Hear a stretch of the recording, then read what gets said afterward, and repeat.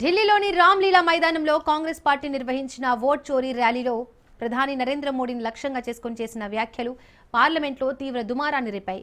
లోక్సభ, రాజ్యసభ ఉభయ సభలలో బీజేపీ సభ్యులు పెద్ద ఎత్తున ఆందోళన చేపట్టారు. ర్యాలీలో కాంగ్రెస్ నాయకులు ప్రధాని మోడీకి సమాధి తవ్వాలంటూ నినాదాలు చేశారని బీజేపీ ఆరోపించింది. ఈ నినాదాలను తీవ్రంగా పరిగణించిన బీజేపీ సభ్యులు ప్రధానిని చంపాలని కాంగ్రెస్ పిలుపునిచ్చిందా అంటూ తీవ్ర ఆగ్రహం వ్యక్తం చేశారు.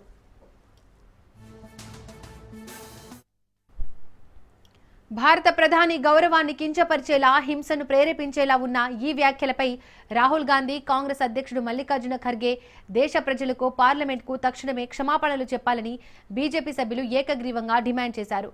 ఓట్ చోరీ పేరుతో కాంగ్రెస్ తప్పుడు ప్రచారాలు చేస్తోందని, కానీ అంతకు మించి ప్రధానిపై చేసిన వ్యాఖ్యలు అత్యంత అభ్యంతరకరమని బీజేపీ నాయకులు నినాదాలు చేశారు. గందరగోళం మధ్య సభా కార్యకలాపాలు నిర్వహించడం సాధ్యం కాకపోవడంతో ఉభయ సభలు వాయిదా పడ్డాయి.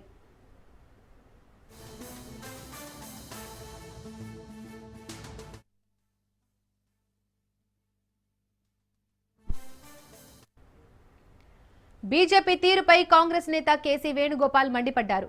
బీజేపీ నిరాధార ఆరోపణలు చేస్తోందని ఆయన ధ్వజమెత్తారు. మోడీపై కాంగ్రెస్ నేతలు ఎవరైనా వ్యాఖ్యలు చేశారా అని కేసీ వేణుగోపాల్ ప్రశ్నించారు. ఈ అంశానికి సంబంధించి మరింత సమాచారం మా ప్రతినిధి రాజు అందిస్తారు. రాజు.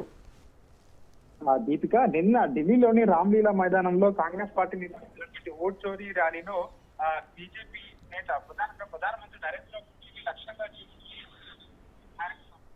చెప్పేసి కూడా కాంగ్రెస్ నేతలు పిలుపునిచ్చారని చెప్పేసి ఈ రోజు పార్లమెంటు ఉభయ సభల్లో బీజేపీ ఎంపీలు ఆందోళన చేపట్టడానికి